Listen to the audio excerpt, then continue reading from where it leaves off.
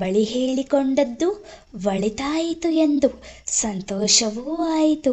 How silly of me, ಅಲ್ವೇನಣ್ಣ? ಅಮ್ಮನ ಹತ್ರ ಈ ಮಾತು ಹೇಳಬೇಡಿ ಎಂದಳು. ಅವರು ಮೆಲುನಕ್ಕೂ ಅವಳ ಕೆನ್ನೆ ತಟ್ಟಿ ನೆಮ್ಮದಿಯಿಂದ ಕೆಳಗಿಳಿದು ಬಂದರು. ಅವರ ಬರುವಿಕೆಗೇ ಕಾಯುತ್ತಾ ನಿಂತಿದ್ದ ರಾಜೇಶ್ವರಿ ಏನು ಎನ್ನುವಂತೆ ಅವರ ಕಡೆ ನೋಡಿದರು. ಆತ ಸಕಾರಣವಾಗಿ ತಲೆ ಆಡಿಸಿದರು. ಆಕೆಗೆ ಸಮಾಧಾನವಾಗಲಿಲ್ಲ. ಕಾಳಿಂದಿ ಹೋಗುವವರೆಗೂ ಕಾದಿದ್ದು ಮತ್ತೇ ಕೇಳಿದರು, ಏನಂತೆ ಮಗುಗೆ? ಏನಾಗಿದೆ ಮಗುಗೆ? ಏನು ತಿಳಿಯದಂತೆ ನಟಿಸಿದರು ಭವಾನಿ ಶಂಕರ್. ಸುಮ್ಮನೆ ನಾಟಕ ಆಡಬೇಡಿ, ಮೇಲೆ ಹೋಗಿ ಮಾತಾಡಿಸಿ ಬಂದ್ರಲ್ಲ, ಏನಂದ್ಲು? ಓ ಅದಾ, ಏನೂ ಇಲ್ಲ. ಇಬ್ಬರು ಹುಡುಗರು ಏನೋ ತಂಟೆ ಮಾಡಿದ್ರಂತೆ, ಅವರನ್ನು ಚೆನ್ನಾಗಿ ಬೈಯಬೇಕಾಯ್ತಂತೆ. ಹೀಗಾಯ್ತಲ್ಲ ಅಂತ ಪೇಚಾಡ್ತಾ ಇದ್ದಾಳೆ. ಮೇಸ್ಟ್ರಗಿರಿ ಅಂದಮೇಲೆ ಅದೆಲ್ಲ ಇದ್ದದ್ದೇ ಅಂತ ಸಮಾಧಾನ ಹೇಳಿದ್ದೀನಿ. ಒಪ್ಕೊಂಡ್ಲು, ಸರಿ ಹೋಗ್ತಾಳೆ. ಅವಳು ಸಪ್ಪಗಿದ್ರೆ ನನಗೆ ಕೈಕಾಲೇ ಆಡೋದಿಲ್ಲ ರೀ. ತಮಗೂ ಅಷ್ಟೇ ಅಲ್ವೇ ಎಂದುಕೊಂಡರು ಆತ. ಅವಳ ಈಗಿನ ಭಯ ಅಂತಹ ಪ್ರಮಾದವಾದದ್ದೇನೂ ಅಲ್ಲವೆಂದು ಅವರ ಹೃದಯ ಹೇಳುತ್ತಿತ್ತು. ಹೊರಗಿನ ಪ್ರಪಂಚಕ್ಕೆ ಕಾಲಿಟ್ಟ ಮೇಲೆ ಹೆಣ್ಣು ಗಂಡುಗಳ ಸಂಪರ್ಕ ಬರದೇ ಇರಲು ಹೇಗೆ ಸಾಧ್ಯ? ಅವನು ಭಾರತೀಯನಾದರೇನು, ಅಮೇರಿಕದವನಾದರೇನು, ಅವಳಿಗೊಬ್ಬ ಒಳ್ಳೆಯ ಸ್ನೇಹಿತ ಸಿಕ್ಕರೆ ಒಳಿತೇ ಆಯಿತಲ್ಲವೇ? ಇನ್ನು ತಾವೆಷ್ಟು ದಿನವೋ ತಮ್ಮ ಬಳಿಕ ಅವಳಿಗೆ ಸುಖ ಜೀವನವೆಂದು ಇಲ್ಲದಿದ್ದರೂ ನೆರವಾಗುವ ಸ್ನೇಹಿತರಾದರೂ ಬೇಡವೇ? ರಾಜೇಶ್ವರಿ ಈ ವಾದವನ್ನು ಒಪ್ಪಲಾರಳು. ಹೆಣ್ಣು ಗಂಡಿನ ನಡುವೆ ಬರಿಯ ಸ್ನೇಹ ಸಾಧ್ಯವಿಲ್ಲ, ಬೆಣ್ಣೆ ಬೆಂಕಿಯ ಸಮಾಚಾರ ಅದು ಎಂದು ತರ್ಕಿಸುತ್ತಾಳೆ. ಆಗಲಿ, ಒಂದು ವೇಳೆ ಬಂದಿರುವ ಈ ಪಾಶ್ಚಿಮಾತ್ಯ ಬೆಂಕಿ ನಮ್ಮ ಈ ತಣ್ಣಗಿನ ಬೆಣ್ಣೆಯನ್ನು ಕರಗಿಸಲು ಶಕ್ಯವಾದರೆ ತಾವೇಕೆ ಅಡ್ಡವಾಗಬೇಕು? ಎಷ್ಟು ದಿಟ್ಟ ಹುಡುಗಿ ಇದ್ದಳು. ತಮ್ಮಲ್ಲಿ ಅವಳಿಗೆಷ್ಟು ವಿಶ್ವಾಸ, ಅದೆಷ್ಟು ನಿರ್ಭಿಡೆಯಿಂದ ತಮ್ಮ ಬಳಿ ಮನ ಬಿಚ್ಚಿಟ್ಟಳು ಎಂದು ಮೆಚ್ಚುಗೆ ಸೂಚಿಸಿದರು. ಅಣ್ಣನೊಂದಿಗೆ ಮನ ಬಿಚ್ಚಿ ಹೇಳಿಬಿಟ್ಟಿದ್ದುದರಿಂದ ಕಾಳಿಂದಿಗೆ ಎದೆ ಭಾರ ಕಡಿಮೆಯಾಯಿತು. ಅವರು ಅಂದುದೂ ಸರಿಯೇ, ಪ್ರತಿ ಮನುಷ್ಯನು ಒಳ್ಳೆಯವನೆಂದೇ ಭಾವಿಸಿ ವ್ಯವಹರಿಸಬೇಕು. ತಾನೇನು ಈಗ ಡಾಕ್ಟರ್ ರಿಚರ್ಡ್ಸನ್ ಕೆಟ್ಟವನೆಂದು ಹೇಳಿರಲಿಲ್ಲ, ತಾನು ಹಾಗೆ ಭಾವಿಸಿಯೂ ಇಲ್ಲ. ಅವನು ಪರದೇಶದವನೆಂದು ಅವನ ಬಗ್ಗೆ ತನಗೇನೂ ಪ್ರಿಜುಡೀಸ್ ಇಲ್ಲ. ಆದರೆ ಅವನ ದೃಷ್ಟಿಗೆ ತಾನು ದೃಷ್ಟಿ ತಾಗಿಸಲಾರಳು, ತಾಗಿಸಿದರೆ ಮತ್ತೆ ದೃಷ್ಟಿ ಕೀಳಲಾರಳು. ತನಗೆ ಹೇಗೋ ಆಗುತ್ತದೆ. ಅಂದರೆ ಅವನಲ್ಲಿ ನನಗೆ ಪ್ರೇಮ ಉಂಟಾಗಿದೆ. ಅಣ್ಣ ಅದನ್ನು ಹಾಗೆ ತಿಳಿಯಲಿಲ್ಲ ಸದ್ಯ. ಸ್ನೇಹ ಮಾಡಿಕೊ, ತಪ್ಪೇನು ಅಂದರಲ್ಲ. ನಿಜ, ಈ ಬಾರಿ ಅವನು ಎದುರಾಡಿದರೆ ಹುಚ್ಚು ಭಾವನೆಯೆಲ್ಲ ಮುಚ್ಚಿಟ್ಟು ಧಾರಾಳವಾಗಿ ಮಾತನಾಡಿಬಿಡಬೇಕು. ಏನೆಂದು ಮಾತನಾಡುವುದು? ನಮ್ಮ ಕಾಲೇಜು ನಿಮಗಿಷ್ಟವಾಯಿತೆ, ನಮ್ಮ ಊರು ಹಿಡಿಸಿದೆ, ಹೀಗೆ ಏನಾದರೊಂದು. ಮನದ ಭಾರ ತಗ್ಗಿದಂತೆ ಮನ ಪ್ರಫುಲ್ಲವಾಯಿತು. ಎಂದಿಗಿಂತ ಹೆಚ್ಚಿನ ಲವಲವಿಕೆಯಿಂದ ಪಾಠ ಮಾಡಿದಳು ಅಂದು. ಕ್ಲಾಸು ಮುಗಿಸಿ ಅವಳು ಕೋಣೆಗೆ ಬಂದಾಗ ಸೀತಾರಾಮು ಅವಳಿಗಾಗಿ ಕಾದಿದ್ದ. ನೀವು ಈ ರೂಮಿನಲ್ಲಿರೋ ವಿಷಯ ತಿಳಿದಿದ್ರು ನೇರವಾಗಿ ನಾನು ನಿಮ್ಮ ಮೊದಲ ಕೋಣೆಗೆ ಹೋಗ್ಬಿಟ್ಟೆ ಎಂದು ನಕ್ಕ ಸೀತಾರಾಮು. ಅವಳೂ ಮೆಲುನಕ್ಕು. ಅದನ್ನು ನಮ್ಮ ಗೆಸ್ಟ್ಗೆ ಬಿಟ್ಕೊಡ್ಬೇಕಾಯ್ತಲ್ಲ ಎಂದಳು. ಇದೇ ಚೆನ್ನಾಗಿದೆ ಮೇಡಮ್, ಅದು ದೊಡ್ಡ ಹಜಾರ ಇದ್ದ ಹಾಗಿತ್ತು. ಈಗ ಇದು ಮಟ್ಟಸವಾಗಿ ಚೆನ್ನಾಗಿದೆ. ಅವರು ಬಹಳ ನೈಸ್ ಕೈ ಎಂದ. ಅವನು ಯಾರ ಬಗ್ಗೆ ಹೇಳಿದನೆಂದು ತಿಳಿದೂ ಸಹ ಯಾರು ಅಂತೀರಿ ಎಂದಳು. ಡಾಕ್ಟರ್ ರಿಚರ್ಡ್ಸನ್ ತುಂಬ ಸೋಷಿಯಲೆಬಲ್. ದಿನಕ್ಕೊಂದ್ಸಲನಾದರೂ ಲೈಬ್ರರಿಗೆ ಬರ್ತಾರೆ, ಎಲ್ಲರ ಹತ್ರನೂ ನಗ್ನಗ್ತಾ ಮಾತಾಡ್ತಾರೆ. ವೆರಿ ಲವೆಬಲ್. ಡಾಕ್ಟರ್ ರಿಚಿಯ ಬಗ್ಗೆ ಮೆಚ್ಚುಗೆ ಮಾತು ಕೇಳುತ್ತಿದ್ದರೆ ಕಾಳಿಂದಿಗೆ ಒಳಗೊಳಗೇ ಸಂತೋಷ. ಅವನು ಮತ್ತೊಮ್ಮೆ ಬೇಗ ಕಾಣಸಿಗಬಾರದೆ ತಾನು ಮಾತನಾಡಿಸಿ ಇಬ್ಬರ ನಡುವಿನ ಕಣ್ಣಿನ ಭಾವನೆಗೆ ಮುಕ್ತಿ ಕೊಡಬಹುದು ಎಂದು ಆಲೋಚಿಸುತ್ತಿದ್ದಳು. ಸೀತಾರಾಮು ಹೇಳುತ್ತಲಿದ್ದ, ನಾನು ಈಗ ಯಾಕೆ ಬಂದೆ ಅಂದರೆ, ಮುಂದಿನ ಶುಕ್ರವಾರ ನಮ್ಮ ಆಡಿಟೋರಿಯಂನಲ್ಲಿ ಕುಮಾರಿ ಗಾಯತ್ರಿದು ವೀಣೆ ಕಾರ್ಯಕ್ರಮ ಇದೆ, ನೀವು ತಪ್ಪದೇ ಬರಬೇಕು. ಅಂದರೆ ಬೇಬಿ ಗಾಯತ್ರಿ ತಾನೇ? ಆ ಚೈಲ್ಡ್ ಪ್ರಾಡಿಜಿ ಶುಕ್ರವಾರನಾ? ಹೌದು, ಲಯನ್ಸ್ ಕ್ಲಬ್ನವರು ಏರ್ಪಡಿಸಿದ್ದಾರೆ. ಆ ದಿನ ಅವರಿಗೆ ಏನೋ ಅವನು ಮುಂದೆ ಏನೋ ಹೇಳಿದನು. ಕಾಳಿಂದಿಗೆ ಕೇಳಿಸಲಿಲ್ಲ. ಕಿವಿಯ ಮೇಲೆ ಬೀಳುತ್ತಿತ್ತಾದರೂ ಮೆದುಳಿಗೆ ಹೋಗಲಿಲ್ಲ. ಕಾರಣ, ರಿಚರ್ಡ್ಸನ್ ಹಾಗೂ ಮೇಘ ದಾಪುಗಾಲು ಹಾಕುತ್ತಾ ಅವಳ ಕೋಣೆಯ ಮುಂದೆಯೇ ಸರಿದು ಡಾಕ್ಟರ್ ಕುಬೇರ್ ಅವರ ಕೋಣೆಗೆ ಹೋದರು. ಅಕಸ್ಮಾತಾಗಿ ಸಹ ಅವಳ ತೆರೆದ ಕೋಣೆಯ ಕಡೆಗೆ ನೋಡಲಿಲ್ಲ.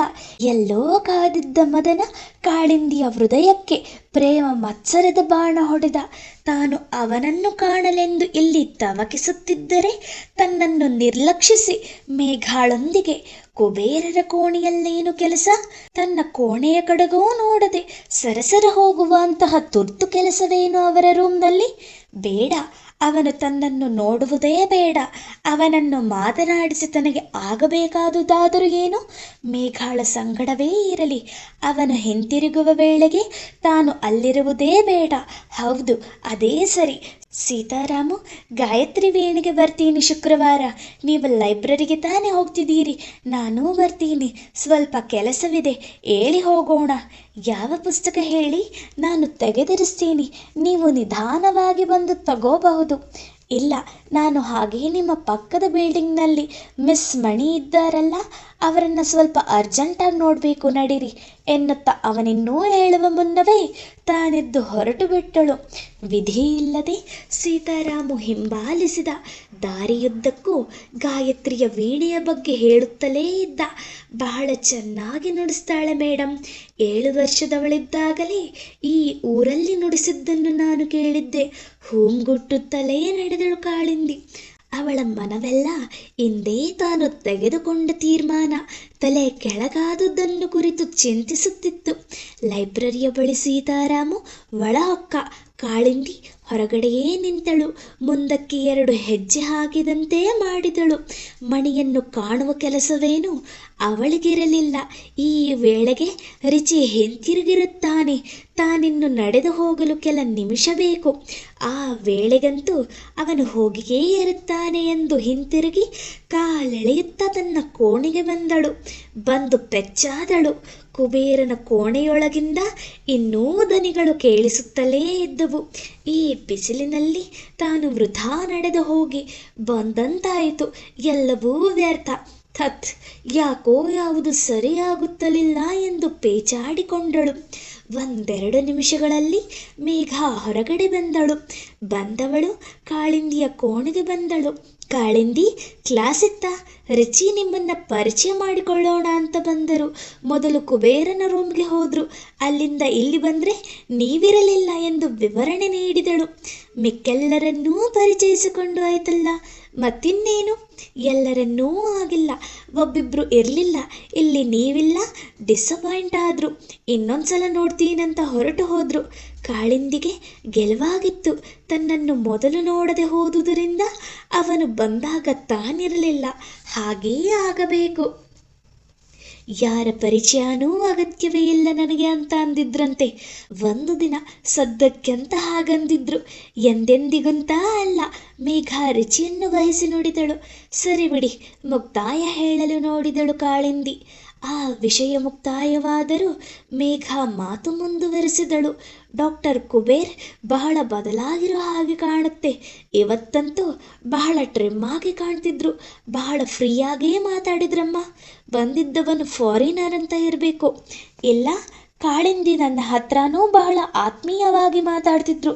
ನನಗೆ ಏನನ್ಸುತ್ತೆ ಗೊತ್ತಾ, ಅದು ನಿಮ್ಮ ಸನಿಹದ ಮಹತ್ವ ಅಂತ ಎಂದು ಕಣ್ಣು ಹೊಡೆದಳು.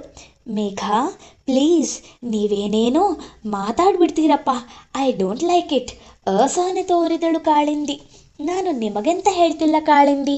ವಾಟ್ ಐ ಮೀನ್ ಅಂದರೆ, ಇಲ್ಲೊಬ್ಬ ಲೇಡಿ ಹತ್ತಿರ ಇರೋದ್ರಿದ್ದ ಅಂತ ಅಷ್ಟೇ. ನಾನಿದ್ದಿದ್ರು ನನ್ನ ಸನಿಹದ ಮಹತ್ವದಿಂದ ಅಂತಾನೆ ಅಂತಿದ್ದೆ. ಹಾಗ ಇರಬಹುದೇನೋ. ಇಷ್ಟವಿಲ್ಲದಿದ್ದರೂ ಒಪ್ಪಿಕೊಂಡಳು. ಇನ್ನು ಹೀಗೆ ಏನೇನು ಮಾತನಾಡುತ್ತಿದ್ದರೋ ಚಂದ್ರ ಬಂದು ಹೆಡ್ ಕರೀತಿದ್ದಾರೆ ಎಂದು ಸುದ್ದಿ ಕೊಡದಿದ್ದರೆ. ಯಾರನ್ನ? ನನ್ನನ್ನ? ಮೇಘ ಹೊರಡಲನುವಾದಳು. ಅಲ್ಲ, ಕಾಳಿಂದಿ ಮೇಡಮ್ ಅವರನ್ನ ಎಂದು ಚಂದ್ರು ಹೊರಟು ಹೋದ. ಇಬ್ಬರೂ ಹೊರ ನಡೆದರು. ಮೇಘ ತನ್ನ ಕೋಣೆಗೆ, ಕಾಳಿಂದಿ ತನ್ನ ಡಿಪಾರ್ಟ್ಮೆಂಟಿನ ಮುಖ್ಯಸ್ಥರಾದ ಡಾಕ್ಟರ್ ವಾಮನ್ ಸರ್ಜಾಪುರ್ ಅವರ ಚೇಂಬರಿಗೆ. ಯಾರನ್ನು ಕಾಣಲು ಕಾಳಿಂದಿ ಹೃದಯ ತುಡಿಯುತ್ತಿತ್ತೋ, ಯಾರನ್ನು ಈ ಕ್ಷಣದಲ್ಲಿ ನೋಡಲೇಬಾರದು ಎಂದು ಅವಳ ಮನಸ್ಸು ಹೇಳುತ್ತಿತ್ತೋ, ಆ ವ್ಯಕ್ತಿ ಅಲ್ಲಿಯೇ ಕುಳಿತಿದ್ದ ಸರ್ಜಾಪುರರ ಎದುರಿಗೆ. ಒಳಗೆ ಬಂದ ಕಾಳಿಂದಿ ತಟ್ಟನೇ ನಿಂತು ಬಿಟ್ಟಳು. ಬನ್ನಿ ಕಾಳಿಂದಿ, ಕೂತ್ಕೊಳ್ಳಿ. ಇವರೇ ಡಾಕ್ಟರ್ ರಿಚರ್ಡ್ಸನ್, ಗೊತ್ತಲ್ಲ? ಇವರಿಗೆ ಒಂದೆರಡು ಚಾರ್ಟ್ಸ್ ಬೇಕಂತೆ, ನೀವು ಬರೆದು ಕೊಡ್ತೀರೇನೋ ಕೇಳೋಣ ಅಂತ ಕರೆಸ್ತೆ ಎಂದರು ಒಂದು ವಿಧವಾದ ಬೇಡಿಕೆಯ ದನಿಯಲ್ಲಿ ಸರ್ಜಾಪುರ್. ನಾನು ಬರೆದು ಕೊಡಬೇಕು ಅಂತ ಅವರು ಕೇಳಿದ್ರ ಸರ್? ಕಾಳಿಂದಿಗೆ ಕೋಪ. ತಾನೇ ಏಕೆ ಬರೆದು ಕೊಡಬೇಕು? ತನ್ನ ಕಡೆ ನೋಡದೇ ಕೂಡ ಇರುವ ಈ ಮಹಾಗರ್ವಿಗೆ ಬೇಕಿದ್ದರೆ ತಾನೇ ಕೇಳಬೇಕಿತ್ತು. ನೋ, ನಿಮ್ಮ ರೂಮಲ್ಲಿ ಅವನ್ನ ನೋಡಿದ್ರು, ಯಾರು ಬರೆದದ್ದು ಅಂದರು, ನೀವು ಅಂತ ತಿಳಿಸಿದೆ, ಅದಕ್ಕೆ ನಾನೇ ಕೇಳ್ತಾ ಇರೋದು. ಆಯಿತು ಸರ್, ಟೈಮ್ ಆದಾಗ ನನ್ನ ರೂಮಲ್ಲೇ ಕೂತು ಬರಿತೀನಿ ಅಂತ ಹೇಳಿ ಸರ್. ನನ್ನ ರೂಮಲ್ಲಿ ಅಂದರೆ ಅವರ ಹಳೆಯ ರೂಮಲ್ಲಿ ಕುಳಿತು ಬರೆದರೆ ನನಗೆ ಏನು ಬೇಕು ಏನು ಬೇಡ ಅಂತ ಹೇಳಬಹುದಲ್ಲವೇ ಸರ್ ಎಂದ ಡಾಕ್ಟರ್ ರಿಚಿ. ಅದಾಗಲ್ಲ ಸರ್, ನನ್ನ ಸೀಟಲ್ಲೇ ಕೂತ್ರೆ ಟೈಮ್ ಆದಾಗ ಬರೀಬಹುದು, ಫ್ರೀಡಮ್ ಇರುತ್ತೆ, ಹಾಗಂತ ಅವರಿಗೆ ಮನದಟ್ಟು ಮಾಡಿಬಿಡಿ ಸರ್. ಮೆಲುನಗುತ್ತಿದ್ದ ಪ್ರೊಫೆಸರ್ ಈಗ ಗಟ್ಟಿಯಾಗಿ ನಕ್ಕರು. ಯಾಕೆ ಸರ್ ನಗ್ತೀರಿ ಎಂದಳು ಮೆಲ್ಲಗೆ. ಮತ್ತೇನು ಮಾಡಲಿ, ಒಳ್ಳೆ ಗಂಡ ಹೆಂಡತಿ ಜಗಳದ ಥರ ಆಯ್ತಲ್ಲ. ಜಗಳ ಆಡಿದವರು ಕೂಸಿನ ಮೂಲಕ ಸಂಭಾಷಣೆ ನಡೆಸಿದ ಹಾಗೆ ನೀವು ನನ್ನ ಮೂಲಕ ಮಾತಾಡ್ತಿದ್ರೆ ಏನಾದರೂ ನಿಮ್ಮಲ್ಲೇ ತೀರ್ಮಾನ ಮಾಡಿಕೊಳ್ಳಿ ಪ್ಲೀಸ್ ಎಂದು ಜಾರಿಕೊಂಡರು. ಕಾಳಿಂದಿ ಅವರ ಮಾತಿನಿಂದ ಲಜ್ಜಿತಳಾದಳು. ಅವಳ ನಾಚಿದ ಮುಖ ಕಂಡು ರಿಚಿ ಖುಷಿಪಟ್ಟ. ಎದ್ದು ಹೊರಗಡೆಗೆ ಬಂದರು. ಇಬ್ಬರು ಜೊತೆಯಲ್ಲೇ ಬಂದರು. ಒಂದೂ ಮಾತಾಡಲಿಲ್ಲ. ಮೆಟ್ಟಿಲು ಹಂತವನ್ನು ಇಳಿದ ರಿಚಿ ಅಲ್ಲೇ ನಿಂತು ಬಿಟ್ಟ. ಕಾಳಿಂದಿ ಅವನನ್ನು ದಾಟಿಕೊಂಡು ಮುಂದೆ ನಡೆದಳು. ಇಲ್ಲೇ ಸರಿಯಾಗಿ, ಇಲ್ಲೇ ಆ ದಿನ ಎಂದ ರಿಚಿ. ಏನು ಎನ್ನುವಂತೆ ಹಿಂತಿರುಗಿ ನೋಡಿದಳು. ಹಾಗೆ ನೀವು ಹಿಂತಿರುಗಿ ನೋಡಿದ್ದು ಕೂಡ ಎಂದ ಚೇಷ್ಟೆಯಾಗಿ. ಮೊದಲೇ ಅವನ ಸನಿಹದಿಂದ, ಪ್ರೊಫೆಸರರ ಮಾತಿನಿಂದ ನಾಚೆ ಕೆಂಪಗಾಗಿದ್ದ ಕಾಳಿಂದಿ ರಭಸದಿಂದ ಓಡಿದಂತೆ ನಡೆದು ಬಿಟ್ಟಳು. ರಿಚಿಯು ಅಷ್ಟೇ ವೇಗದಿಂದ ಅವಳನ್ನು ಸಮೀಪಿಸಿದ. ತನ್ನ ಕೋಣೆಗೆ ಹೋಗಿ ತನಗೆ ಬೇಕಾದ ಚಾರ್ಟ್ಸ್ ಯಾವುದು ಎಂದು ತಿಳಿದುಕೊಂಡು ಆಮೇಲೆ ನೀವು ನಿಮ್ಮ ಸೀಟಿಗೆ ಹೋಗಬಹುದು ಎಂದು ಮುಂದೆ ಹೋಗಿ ತನ್ನ ಕೋಣೆಯ ಒಂದು ಕುರ್ಚಿಯನ್ನು ಎಳೆದು ಅವಳಿಗಾಗಿ ಅಣಿ ಮಾಡಿದ. ಮರುಮಾತಾಡದೆ ಒಳಹೊಕ್ಕು ಆ ಕುರ್ಚಿಯಲ್ಲಿ ಕುಳಿತಳು. ಅವನು ಒಂದು ಸುತ್ತು ಬಂದು ಟೇಬಲ್ಲಿನ ಆ ಕಡೆಗೆ ತನ್ನ ಜಾಗದಲ್ಲಿ ಅವಳಿಗೆ ಎದುರಾಗಿ ಕುಳಿತ. ಇಬ್ಬರೂ ನಿಶ್ಶಬ್ದ. ಮೊದಲ ಬಾರಿಗೆ ಇಬ್ಬರೇ ಆಗಿ ಎದುರು ಬದುರು ಇಷ್ಟು ಸಮೀಪ ಕುಳಿತದ್ದು ಅವರನ್ನು ಮೂಕರನ್ನಾಗಿ ಮಾಡಿತ್ತು. ಧೈರ್ಯವಾಗಿ ಮಾತನಾಡಿಬಿಡುತ್ತೇನೆ ಎಂದ ಧೈರ್ಯ ಎಲ್ಲಿ ಕಾಳಿಂದಿ ಎಂದು ತನ್ನನ್ನೇ ಪ್ರಶ್ನಿಸಿಕೊಂಡಳು. ನಿಶ್ಶಬ್ದ ಮುರಿದು ರಿಚಿಯೇ ಕೇಳಿದ. ಒಂದು ವೇಳೆ ಸರ್ಜಾಪುರರ ಬದಲಿಗೆ ನಾನೇ ಈ ಚಾರ್ಟ್ಸ್ ಬರೆದು ಕೊಡ್ತೀರಾ ಅಂತ ಕೇಳುತ್ತಿದ್ರೆ ನೀವು ಒಪ್ಪಿ ಬರೆದು ಕೊಡ್ತಿದ್ರಾ? ಬಹುಶಃ ಇಲ್ಲ ಎಂದಳು ಎತ್ತಲೋ ತಲೆ ತಿರುಗಿಸಿ.